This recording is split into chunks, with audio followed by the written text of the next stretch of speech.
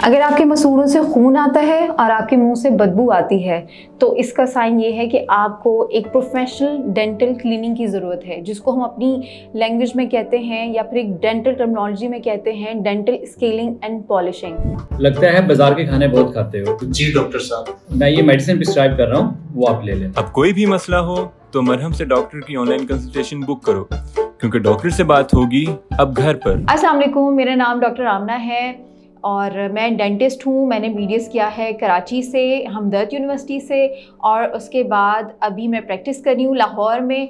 M&A dental aesthetic clinic है बहरिया town Lahore में, मैं वहाँ पे प्रैक्टिस करती हूँ।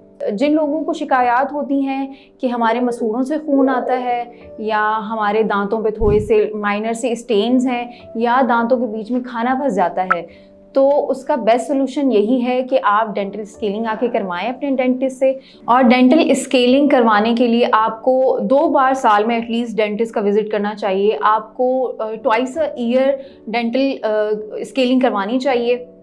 उससे ये होता है कि आपके दांतों की मेंटेनेंस रहती है। प्रॉपर सफाई ना करने की वजह से, डेली ब्रशिंग ना करने की वजह से हमारे दांतों में एक लेयर फॉर्म हो जाती है जिसको प्लाक कहते हैं, और वो प्लाक एक पत्थर नुमा शक्ल में दांतों के बीच में जम जाता है जिसको हम कैलकुलस कहते हैं।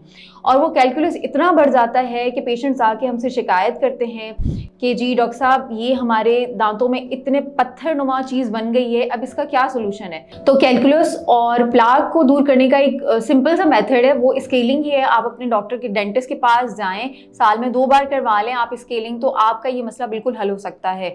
अगर आप डेली ब्रशिंग करते हैं, डेली माउथ वॉश यूज़ करते हैं, फ्लॉस यूज़ करते हैं और उसके अलावा टंग स्क्रैपर यूज़ करते हैं, तो ना आपके मुंह से बदबू आएगी, ना आपको इतना ज़्यादा ट्रीटमेंट करवाने की भी ज़रूरत पड़ेगी। डेली यूज़ आप करें, अपनी सफाई का ख्याल रखें, अपने दांतों का ख्याल रखें। टूथब्रश आपको कौन सा यूज़ करना है, टूथपेस्ट आपको कौन सा यूज़ करना है, वो आप अपने डेंटिस्ट से मशवरा करके यूज़ कर सकते हैं। हमारे पास पेशेंट्स आते हैं शिकायत लेके कि हमारे मुंह से बदबू आती है।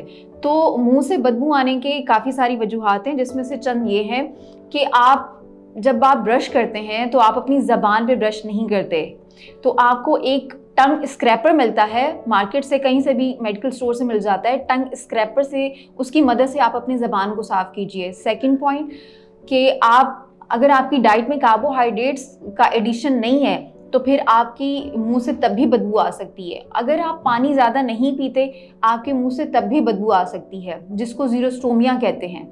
और फोर्थ है कि आप ओरल प्रोबायोटिक्स लें अपने डेंटिस्ट के मशवरे से।